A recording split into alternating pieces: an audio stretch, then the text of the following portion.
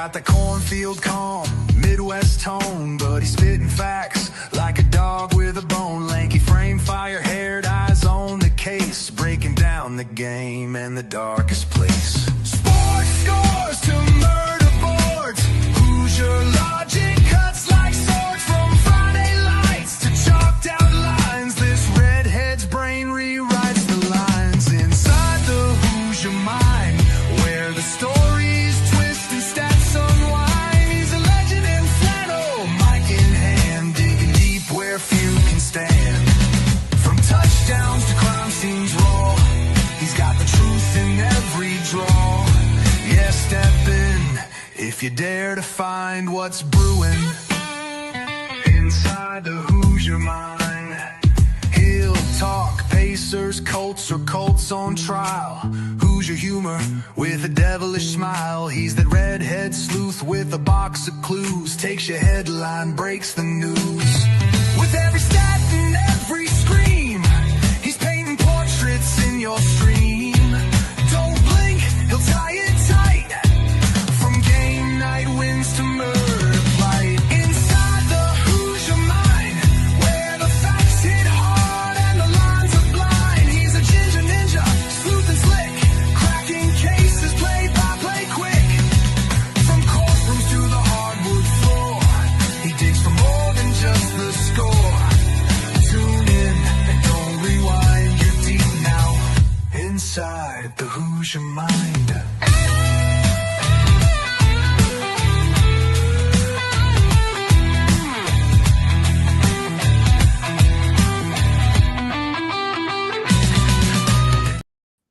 All right, what's up, everyone? Welcome into Inside the Hoosier Mind, brought to you in part by Military Broadcast Radio, helping give veterans a voice. Here with Mike Hughes, the Shy Kid, back after a 4th of July break, and honestly, just another little extended vacation because I had a migraine last time. I was not feeling it, and yeah, it was just rough. But we're back, Mike, buddy. How are you, good sir? I'm doing a lot better than Najee Harris and his 4th of July, brother. That's how I'm doing. My fingers are still here, all 10. At this APP. point in 2025, man, I don't know how, especially with professional athletes who need their hands, are still at this point where guys are losing fingers on the 4th. I feel like that should be in contract. You know, I know Patrick Mahomes, if I'm not mistaken, isn't allowed to like go skiing or like play basketball or stuff like that during the off season because they just don't want him to get hurt. I don't think we need a firework clause in contracts, but Tone, I think we do. But my 4th was pretty solid. I can tell you from a military aspect, we used to get safety briefings a lot. And we used to get weekend safety briefings in particular. And we would always get one around the 4th of July.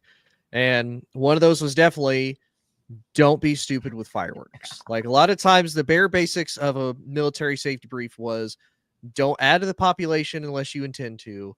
Don't subtract from the population unless you're prepared to suffer. The judge does not come in until Mondays unless it's a holiday weekend. Then he's not coming in until Tuesday. And your first sergeant may or may not be the person that comes and gets you if first sergeant decides to do that. So yeah, if there's ever a safety brief or there's ever a warning label on something, it's because somebody did it in the past. And that's why we have those today. Yep. But yeah, it's crazy, buddy. We're like halfway through the off season for football as a whole.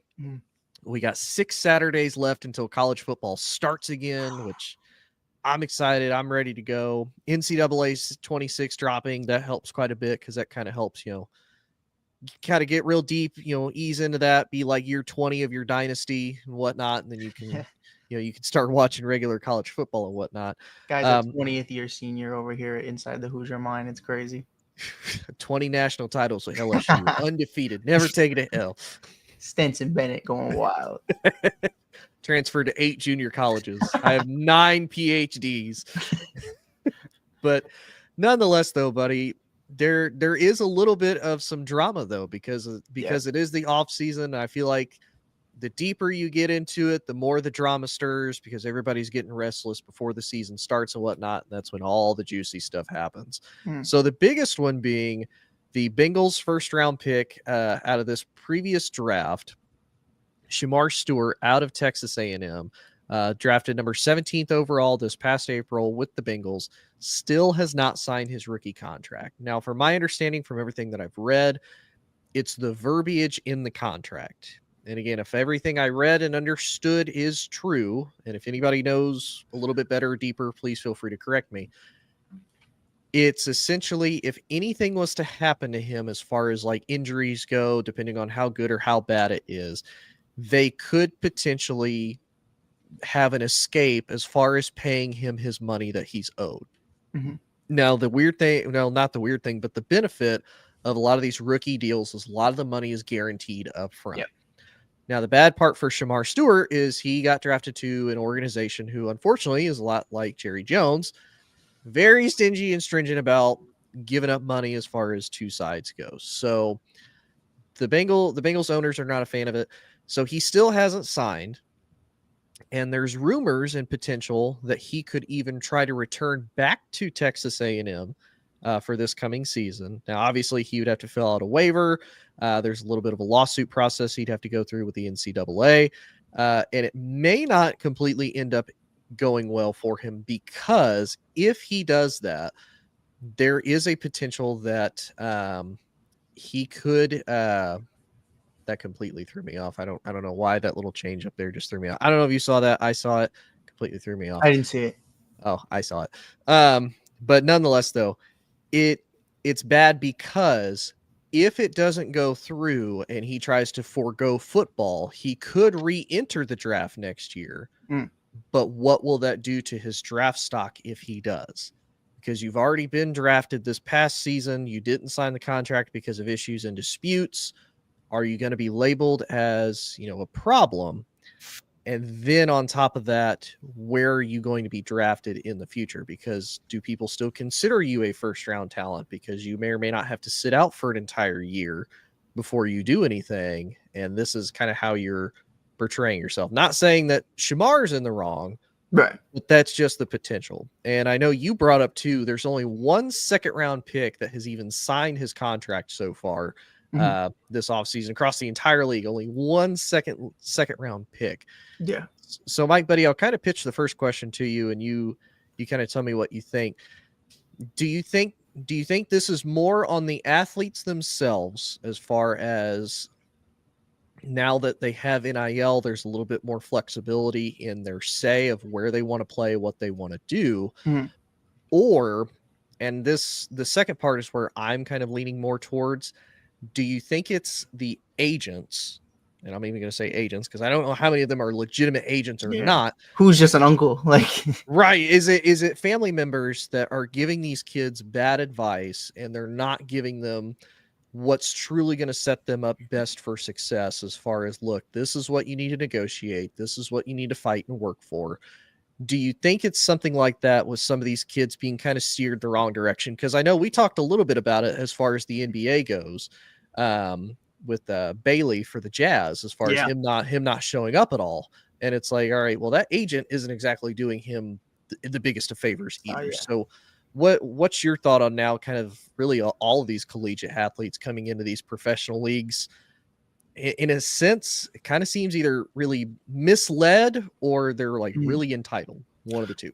Well, first, at Inside the Hoosier Mind, we're only human, and we point out things that aren't in the topics or in the conversations. Tony was thrown off earlier by something at the top of the screen, but as you were talking, something threw me off, Tone. I'm looking at your headset right now, and you have this green screen on, and right here on both sides, it looks as if nothing's connected or like keeping the earpieces on. And while you were talking, I fully heard your questions, but I had to repeat them to myself like 3 different times. Because I'm looking at it, and first I saw the left side, and I'm looking at it. I'm like, that's crazy. And maybe it's just cracked. And then I look at the right side, and I go, oh my God, it's on both sides. So I don't know what color that is for you. Is it green? It's stainless steel, believe it or not. Stainless. So then why is it picking up on the green screen? That's crazy. I don't know. Real funny. Right before you said that, I was looking. I was like, oh. It looks like my ears are floating. So I'm glad you and I are on the same wavelength. I was like, remember the question. But for Shamar, man, first I said earlier who's Shamar. No disrespect to him, but it's because I genuinely didn't I watched college football, but I wasn't very familiar with him. He wasn't a top 5, top 10 pick. So Yeah. it's just the case, or for me, I didn't know who he was. So from an NIL perspective, I don't know how much money he actually made through NIL money. We'd have to look into that, but I don't see him being privileged. I see that being a reasonable case, because you mentioned it earlier, only one, which it was my fault. It's 2 second round picks have signed their contracts out of the 32. And I'll tell you why. Because the first 2 picks in the second round get fully guaranteed deals. The rest don't. And that's just the way it goes. I don't know why. That's what Google AI was telling me. But it's interesting to see that all these second round picks are kind of in a situation to where they're like, no, man, fuck this. Like we want fully guaranteed deals. If these 2 get it, why don't we? It shouldn't matter if they were the first 2 picks of the second round. And I tie that back into the first part of the question, because you're basically indicating to a first round pick that your fully guaranteed deal that even a second rounder is getting, because there are 2 second rounders who are getting fully guaranteed deals. I'm a first round pick going to Cincinnati. You give Joe Burrow, Jamar Chase, T. Higgins all this money, still haven't paid Trey Hendrickson, from what I understand. And I don't get a fully guaranteed deal if I break my neck for you. That's bullshit. I don't think it's entitlement. I don't think it's anything about the agents, man. I just think at the end of the day, man, this guy is just like, dude, every other first round pick has a fully guaranteed deal, and I get the short end of the stick. And like you said, I'm not with the Cowboys. You know what I mean? I'm not with one of the worst ran organizations in the league. This is a team that was in the Super Bowl just a few years ago. So, and obviously they don't mind paying you, because they did pay Jamar, they did pay T, they did pay Joe. Like they have no problem with it. So why can't I get a fully guaranteed deal, Tone? It would be my question. If a second rounder is getting it, then why can't I? So I definitely do agree. Like the Ace Bailey situation, there's agents out there that you just kind of shake your head at. There's other ones where it's your mom, and did your mom, does she have a business degree? Is she in law in any way? I have no idea. But in terms of Shamar, I definitely do think he's in the right. I think he's fully capable of getting that full-term deal. And if you do go back to college, does that mess with your draft stock a little bit next year? I don't think so, because I think other teams would be like, yeah, that's a normal, like, it's kind of like walking into a hospital and asking them, hey, can you treat me? Yeah, probably. That's a bad analogy, but you know what I mean? Like, Right. You know what I mean? Like most hospitals you walk into, if you need help, they're going to help you. So if you walk into the one that won't, I mean, you just go somewhere else. You know what I mean? Like, I have no problem with that. Yeah. And the other thing I read is supposedly the verbiage is the same. I think it's in like 21 or 27 other teams' contracts across the league. It's the exact same verbiage. And I don't know if it's Cincy is maybe highlighting something a little different, if maybe they've changed or tweaked a couple things as far as, the fully guaranteed money maybe being like flexible or fluid or whatever the case may be. But I mean, to his credit too, and he, it's been mentioned with other people, like you said, all these other first round picks beforehand, even within the last couple of years, haven't had to deal with this. Yeah. Why am I the only one dealing with it? And much to your point, the other 2 second rounders, they may not have to deal with this. Why do I have to deal with it? So I don't blame him for being cautious at all. The only thing that I think, to me, and I say it because we've seen this happen a lot throughout the league when it comes to guys that take a stand for something that they believe in, no matter what it may or may not be, they tend to be ostracized, and they tend to be, I don't want to say blackballed, but they realistically get blackballed as far as, hey, you bucked up against the system. You did something that we didn't really want you to do, because, at the end of the day, it's these young men's lives, it's their future, it's their career being put on the line, not the people that are signing the checks, not the people that are paying them. It's the young men actually on the field doing this.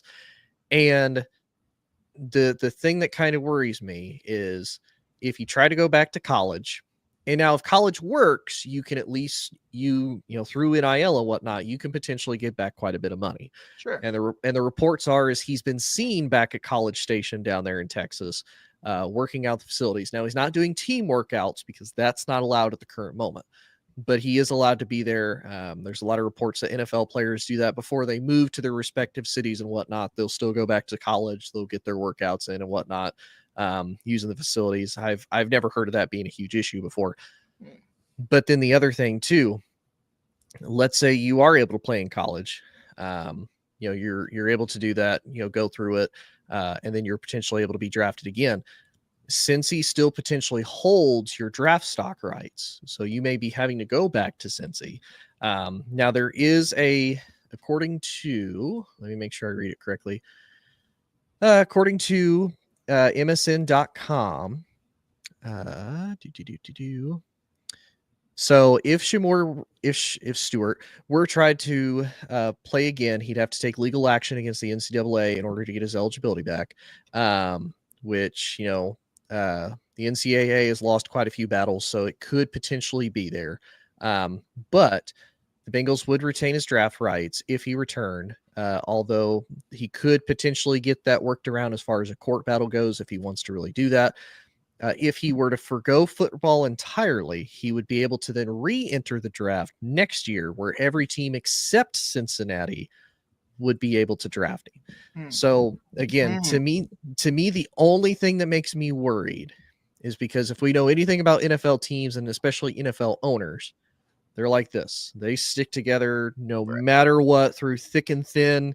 I mean, heck, look at how much it took to get Dan Snyder fired from the Commanders as far as, being an owner goes. Like, it took everything in its power to be able to do that. So to me, no matter what, I feel like if he goes down this route, and I'm not saying that he needs to, go ahead and accept it or get what he can while he can. I'm not saying that by no stretch of the imagination. Right. I'm just saying he needs to potentially be prepared for this might not end the way that you or really any fan wants it to end, as far as I'm not going to say his career is going to be over, because I think there would always be a team that would be willing to give him a chance. Right. But he's going to have to scrape and fight to get that chance is the problem. You might get that Shedeur Sanders treatment, to where it's like, hey man, look, to this day, I think we don't really understand what really went down in that. We're going to find out in the upcoming months. We're going to see Shedeur play live action. If he's getting eaten up by defenses, it is what it is. But it kind of felt like something, whether it was Dion or it was Shedeur himself, or maybe just the Sanders family as a whole, rubbed NFL owners the wrong way, dropping him all the way to the 5th round. That wasn't a coincidence. That was planned. I felt like it was blackballed 100%. So definitely would be interesting to see how that kind of plays out. But you feel for the kid too, because it's like, you have all this guaranteed money if you do play and stay healthy. If you sign this contract right now, maybe you never get injured and you get however much money you're getting, in that 1st round contract. But if you get drafted in the 5th round, then you never get injured, not making a lot of money. You know what I mean? Then you really have to show up and show out every single day. It's kind of like you're a walk-on in college all over again. You're fighting for that spot to get that, first extension 4 or 5 years later. Yeah. And someone brought it up, and I can't remember who, but someone had brought up the really good point as far as the difference between being a 1st-round pick and being a 5th-round pick. Being a 1st-round pick, you'll almost always get another 2 to 3 chances. Like Mitch Trubisky. Trubisky. Yeah. Look at Zach Wilson. Mitch Trubisky, Zach Wilson. Heck, how many other 1st-round not even just quarterbacks, but 1st-round players in general? Sam Darnold. Sam Darnold. Trent Richardson. I mean, all these 1st-round guys. It's like, okay, well, you're a 1st-round pick, so you will always have that title behind your back, and you can always go to a team and be like, well, I'm a former 1st-round pick. Yeah. You know what? You're right. Let's go ahead and give you a shot just to see what you can do. The only guy I thought it was curious, because you and we talk so much Johnny Football all the time. Whenever I see a meme, I send it to Tony right away about Johnny Football. But he was really the only guy that I really feel like they were like, yeah, bro, get him out of here. You know what I mean? Like, we never saw him again. That was it. But I think we kind of understand why. But definitely expected somebody to take a chance on him. I kind of pair him almost, and it's going to sound bad, I'd kind of pair him with Jamarcus Russell. Because, I mean, another dude taking number 1 overall. Like, you got to think, you're the number 1 overall pick in the draft. Like you said, somebody should be willing to. But again, if the reports are bad enough, and obviously, as Johnny came out, even admitted in a documentary, as other players have come out and, talked about as well, he didn't take it seriously. Now, maybe that might change, because it's been, 12 years, since 11 years, I think, since he's been drafted, because I think he got drafted in 2014. Yeah. So it's been 11 years. Now, 11 years later, that might be a different story, but it's kind of the same issue of, well, you haven't played a true down of NFL football since 2014. So, what's your quality really going to look like? But yeah, it'll be interesting to see how this pans out with Shamar throughout throughout the offseason. Maybe it gets fixed. Maybe it even gets fixed, shortly after the show finishes. You never know. But another thing as far as college goes that I want to talk about with you, buddy, Sure. the NCAA tournament is coming out, and I heard a couple different rumors. They were even talking about this on the radio the other morning. There is talks that the NCAA tournament wants to expand from 64 teams to either 68 or 72 teams in the NCAA tournament, both men's and women's basketball. Yeah. And when I was listening to this and I was listening to the show host kind of talk about it, he brought up a really good point. At what point do you say enough is enough? Mhm. Because I mean, you've already got 64. And I mean, we love March Madness because anything can happen. You've obviously always got the Cinderella story that can make the deep run. Usually here in Indiana, Purdue's the team that gets upset almost every time by like a lower seed. But that's kind of the cool part. But it was interesting because he brought up the point of when you look at even with the 64, I think there's 2 or 4 play-in games right before the tournament officially starts, because you can make your bracket all the way up until like Thursday morning when the first game actually kicks off for the NCAA tournament. So the play-in games don't already matter.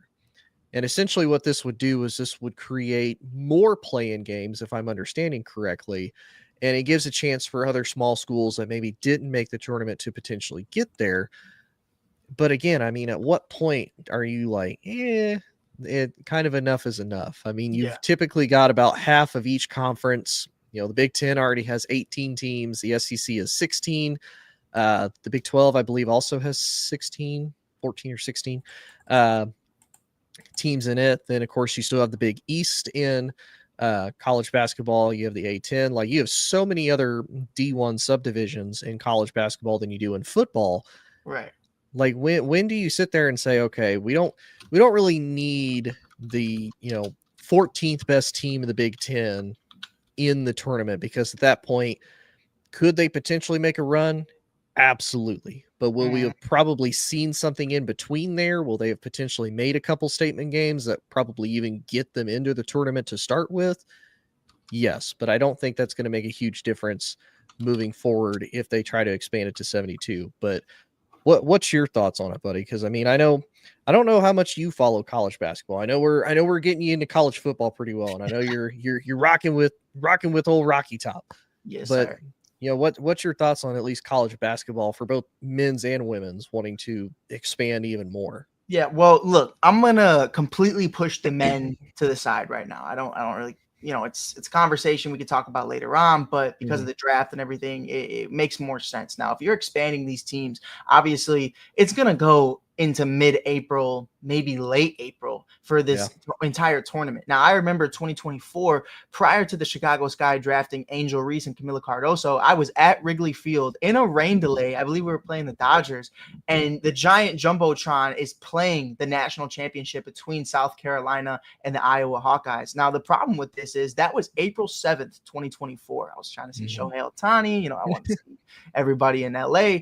The WNBA draft was April 15th. So Camila Cardoso being in that championship game, in a week's time is drafted into the WNBA. And that entire week, she's pretty much in New York or wherever the draft is going to be held in the future. And that's kind of a problem for me, is if you're expanding the tournament, then the WNBA draft for some of these women, they might hear their names getting called while they're still playing in the tournament. And that's something to me where it's like the WNBA isn't going to budge. The WNBA isn't going to be like, hey, look, we're going to completely change the date of the draft to accommodate you in the tournament. They don't care. You know what I mean? Like, they're still going to do the draft around the same time because the season starts in May. So, it definitely doesn't make sense. I think, if anything, March Madness might have to start in late February. I think that would make a lot more sense, but to expand it later than it already is. I mean, Camila Cardoso, like I said, wins a national championship April 7th, and then April 15th, a week later, is in the WNBA getting ready for training camp. Like, there's no break, and I think that's a big problem because we have seen, not only on the women's side, but on the men's side, a lot of guys getting injured right now, a lot of players getting injured. We see a lot more ACL tears as of late. It's been happening a lot throughout the league, especially on the women's side, and I think a big part of that is nonstop competition. These girls are playing nonstop. So it definitely doesn't benefit them whatsoever to have to literally pack your bags, move all the way somewhere else to an entire new program. Okay, you got a month to figure out this new system. Boom, now you're traded or you're waived, and there's all these different things happening in the W. So, and then there's the health side of it as well. It's a lot, Tone. I think it's definitely a bad idea in my personal opinion. And I'm gonna grab the boys. I'm gonna grab the men back. Pause. I think for me, man, the men's side just has to get a lot more entertaining for me to really care. I think sometimes we're talking about the Cooper Flags at Duke or the Zions at North Carolina, or, you know, we can go down the list of all these different amazing players, Kentucky with all the great players that they've had, UConn. But Tone, I don't really even care to watch some of the best powerhouse schools in all of men's college basketball. You think I want to watch DePaul or somewhere, some small school in Chicago or somewhere else be a part of the tournament? I don't. And that's really where I'm at with that. I think on the men's side, there needs to be that Paige Beckers, Angel Reese, Caitlin Clark caliber player again, because they're starting to lose it, man, and the viewership is showing that. So just to add a few more weeks, I guess the numbers will look a little bit better, but they're skewed numbers because you're adding more games. You know what I mean? So I think you just got to bring the fun back into college hoops, man, because I grew up watching it. It was a lot of fun. Shout out Randy and the Tigers. You know, we shout out Memphis, baby. But you know, D Rose, watching him do what he did, it was incredible. But you know, I think it's just lost its touch a little bit. What do you think? Yeah, I mean, I don't disagree. I think especially with the men's side here the last few years, and I mean, we still used to see it, but I feel like we didn't used to see it as often. You know, look at the Cooper Flags, who 18 years old, true freshman at Duke, one season, and he's like, all right, I'm going to the NBA. Yeah. Like, whoa, wait a minute, buddy. Whoa, you could, again, like you said, you could really build up your star power. You could really build up that fandom. Now, again, you're obviously ready for the league because he just dropped like 31 points in game 2 of the summer league, which doesn't really matter, but still shut him down immediately after that. Right. Too. They're like, yeah, you're done, buddy. You're done. Good. You've already proven it. You're fine. So to me, that kind of sucks because there's not that longevity. There's not that continuity. And I will say, buddy, Zion also went to Duke and North Carolina. I said North Carolina, huh? You did. I don't know why. You know why? In my head, and somebody can clown me if I'm wrong. Wasn't it North Carolina versus Duke when his shoe exploded? I think so. Yeah, that's kind of why when I think about Zion in college, I always resonated with that game. That's crazy that I said that. Anybody listening to that's probably like, this guy doesn't know what the fuck he's talking about. Well, especially Duke fans are gonna be like, don't you ever disrespect him by calling him a Tar Heel. And I'm assuming Ray is probably also watching, like, don't ever put him in a Tar Heel uniform. Hey, y'all would have took him. Hey, it was Zion versus Kobe White. Come on, tell me who was better, brother. You know what I mean? Like, I love North Carolina. I got no problem with the Tar Heels. Michael Jordan's a Tar Heel forever and home. And talking about it though, Michael Jordan, 3-4 seasons with the Tar Heels? I mean, that he stayed even after winning a national championship. So definitely don't see that anymore. And I think kind of piggybacks our last conversation where it's like that guaranteed money in the NBA. Don't matter, bro. Like, we're taking it. You know what I mean? And then the contract situation's a lot different as well. So it's like, I feel like guys in the NBA, I mean, they're cream of the crop when it comes to like getting kind of everything they've ever wanted. You could tear your ACL the day you could walk up the podium the day of the draft and tear your ACL, but as long as you heard your name called, brother, you're good. You know what I mean? Yep, that's true. And so here's the other thing, and it might just sound weird, and it's probably because I never did sports in high school, nothing like that growing up, to an extent. And maybe this is also just me coming from a place where I didn't have a lot of money. I still don't have a lot of money. Like if I'm Cooper Flag and I'm 18, I don't know how much Duke was paying him, and I'm not even going to try to speculate what that potential amount was. But if you think about it, let's say hypothetically Duke's paying you like $2 million, right? And you're in college. It's like, man, I'm Cooper Flag. Like, I got great.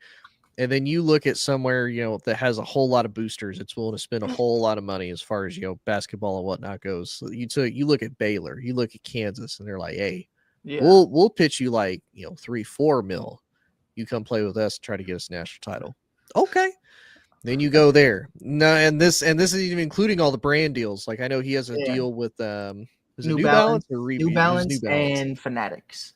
So I mean, so you got that money on top of what you're making. Yeah. from the schools themselves. Right. And then, now you're at least a sophomore. You've got at least, 5, 6, 7 mil just in the bank from the schools. You could do one more year, even if you really wanted to, somewhere else that's probably going to pay you a ton of money, or those same schools will pay to keep you. Now, again, much to your point, you go on the NBA side, and obviously for him, he's going to get a ton of money because he's going to be, one of the best picks and one of the best players out there. Yeah. But realistically, like if you're already doing that at 18, barring you having any type of major career-ending injury in college, to me, you're kind of in a safe bet no matter what. Because one, if you do have a major career-ending injury, but you've managed to get to that point, you've already got a few mil set back anyway. So realistically, you're still set. Yeah. And if you go to the NBA, you're double set because now you have both the college money and you have the professional money.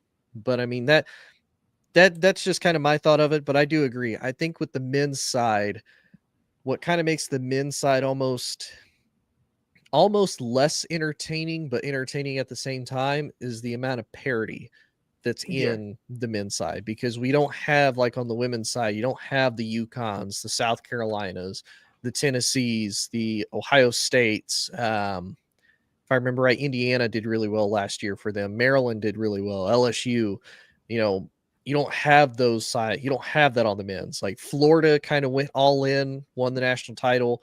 I know they brought kind of a couple of guys back, but a couple of guys obviously got drafted and left. Duke lost Cooper Flag, but I know Duke's usually pretty good about retooling. What does Kentucky look like? Michigan State had a pretty good run, but same thing. They lost a couple of guys. So, I mean, that's kind of the big thing is it's a lot of questions. And like you said, there's not that one definitive star in the men's side that you're like, man, this guy is he's going to own the league next year. For sure. And also, by the way, so I'm looking up right now, Cooper Flag's revenue, NILs. Doesn't really say anything about how much Duke paid him, but we can kind of infer that it was some pretty solid money for a freshman. And NIL deals between New Balance and Fanatics. It says Cooper Flag is estimated around $28 million throughout the 2024-2025 season. So you look at his rookie contract. Let's not even talk about his rookie contract, but just his annual AAV throughout the first 4 years as a Dallas Maverick.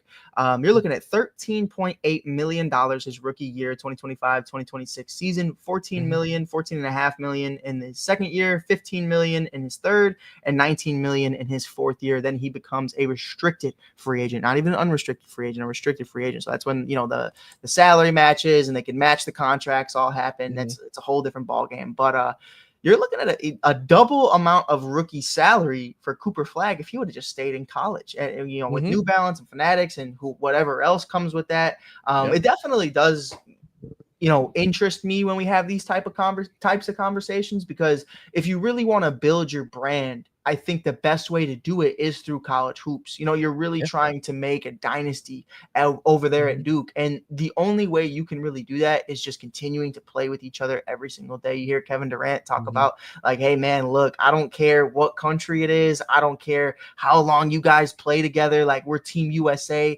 and we're going to just, batten down the hatches and we're going to take over. That's cool. But in college, that's kind of the complete opposite. I feel like the longer guys really do get to play with each other, the more chemistry, the more time they really just start to really just grow. And financially, I mean, it just makes a lot more sense for him to stay. So I definitely do think Cooper Flag may have jumped the gun a little bit on joining the Dallas Mavericks. Do I feel some type of way because the Bulls could have had him if, we hit tails instead of heads on a coin flip? I definitely do. But nonetheless, man, I definitely do think it's interesting how, guys, even though the NIL money is there and it's more than an NBA salary, players still definitely want to still come into the league very young. And I think, guys like LeBron and Kobe Bryant kind of set that standard of like, hey, man, we want to start young. Luka Doncic, another one, played overseas, a little different of a situation, but still nonetheless, like, you're getting a lot of young players coming now. And I think for me, it would be really interesting to see what type of players, what type of rookie seasons they would have if they weren't 18, 19 years old and really they were 22, 23, and they just came into their own throughout those 4 years. Because you get to grow in college, man. You get to have mistakes. Cooper Flag can have a horrible performance and it's not going to mean anything if it's at Duke. But if it happens with the Dallas Mavericks after losing Luka Doncic, it's a very extreme case, but people are going to start freaking out. So That's Yeah. just my opinion on it, man. Yeah. I would say. And here's the other thing too that I've noticed personally, even though funny enough, by ratings, by numbers, by everything, football is king in the United States. Sure. Think about some of the biggest brands. They almost always come out of basketball. Yeah. Look at Jordan because of the impact that he did in basketball. Look at Kobe because of the impact he's done in basketball. Steph Curry. Now, I know LeBron James has his own shoe line, if I understand correctly. Yeah. But what's really funny, I don't think it touches Steph's. Now, again, I could be completely wrong, but I'll be honest. Like, I've never heard somebody be like, "Oh yeah, I don't even know what his shoe is called." So I'm not. I've worn trying to make both. something up. I've hooped in both. I Have you? think I think Steph Curry shoes are the second most comfortable basketball shoe I've ever worn. Kyrie's are my first. Yeah. And Kyrie is another one. the one pair of bronze I had, I forgot what it was, but it had like a lion on the back with the crown. They were light blue and purple. I got them like a year ago. Hated them. Really? Like, and you know me, I'm not a Braun hater. I love Braun. I know but you're like, not. Yeah. hated the shoe. Was very tight, very constricting around the ankle. Kind of just I saw one that just looked like my grandma's couch. You know what I mean? Like I didn't like it. I didn't like the design. And mind you, Curry's the design ain't no better. Like Under Armour. Yeah. I wish he was with Nike, man. And I understand Nike fumbled that bag, but you know what I mean? It's not a great looking shoe, but it's a comfortable looking shoe. So I definitely hear you on that front. Well, I will say real quick as we wrap this up, as an Under Armour guy, because I'll say growing up, both in the 90s and then as the early 2000s rolled around, like most everybody in my high school, they always had Nike stuff and whatnot. And again, I didn't grow up with a whole lot of money. Under Armour was nice because I was like, man, this is like the same quality, like same type for like half the price. I'm like, I'm riding with Under Armour. Yep. Now everybody basically the same price. They just copy off each other. But that's how I was with. Remember Champion? Remember when nobody wore Champion and you were weird? I always wore Champion, and now I see it's like the big thing, and I'm just like, even my dad. Shout out my dad, man. He was rocking New Balance shoes to mow the lawn every single day, and we clowned him for it. But now it's like Jack Harlow wears them, and it's cool again. So like, I don't know. Hey, that's the dad fit too. You gotta get the white New Balances, a little bit of grass. They were. They had the green on the bottom. You gotta get the white socks. You gotta get the jorts. Yeah. And then the shirt with the with the beer fanny pack and whatnot. That was my dad, bro. That was my dad. Hey, I love it. Hey, Joy popping in. Hi, Joy. Haven't seen you for a while. Go Tigers. Exactly right. Hey, I was watching the media day. Brian Kelly. As much as people don't like Brian Kelly, it was kind of cool. He came up to the podium and they were playing like the LSU fight song and whatnot. And he's sitting up there and they're kind of waiting. He's like, I'm not going until that song stops. And that song stops when it's finished. And I was like, that's what I'm talking about, Brian. Go Tigers. Go Tigers. Go Tigers. But we do have a couple more topics real quick. Just kind of end the show on a little bit of fun, light note, whatnot, because Mike brought these up, and I do kind of agree it is fun. So the cool and bad thing about the NFL and teams really all throughout any sports is you'll always see, old faces in new places with, players going to new teams. Obviously, Aaron Rodgers went to the Steelers. Justin Fields is now with the Jets.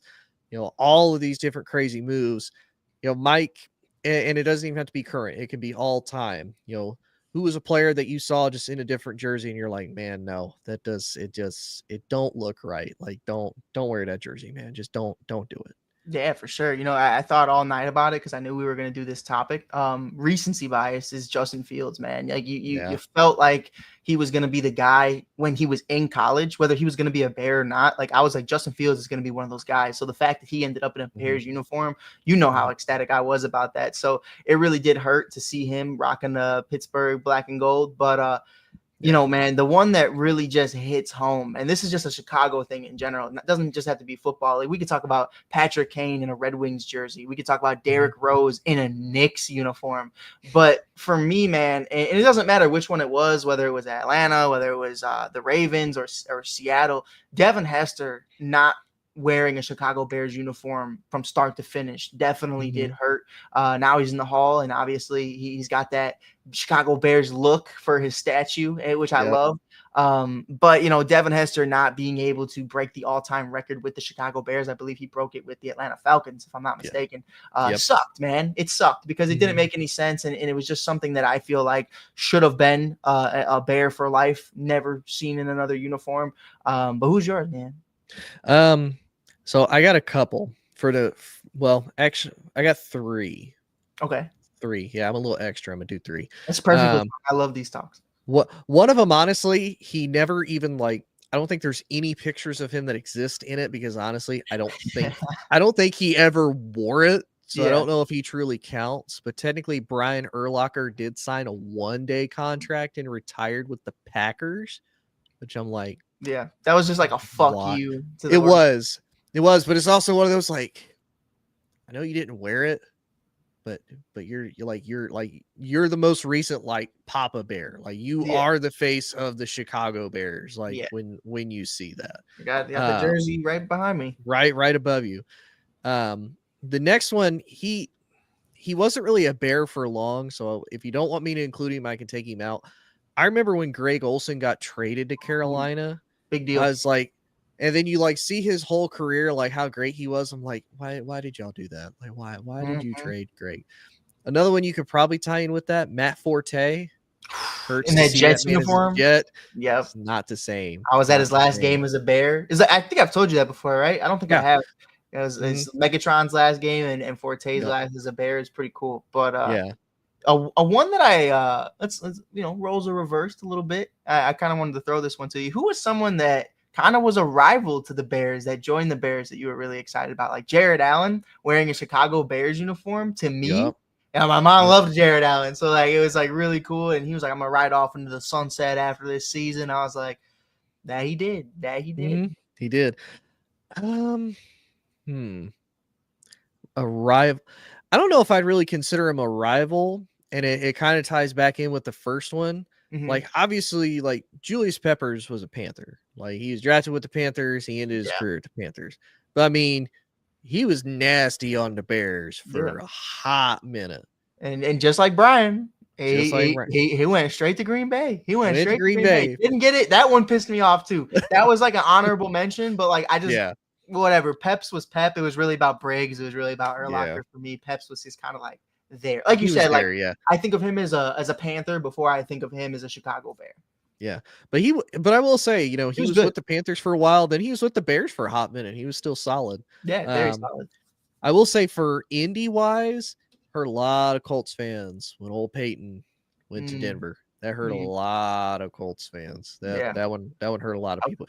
Didn't hurt me, but it hurt a lot of Colts fans. Though. Obviously, Lil Tone was a Bear and a Cowboy fan at the time. He could give a shit. Like, I was like, whatever, bye, Peyton. Yeah, but one last topic, buddy, because I know you wanted to talk about it. Because I do think it's worth mentioning. So obviously, Caleb Williams back in the news media, being trolled because there's a picture of him.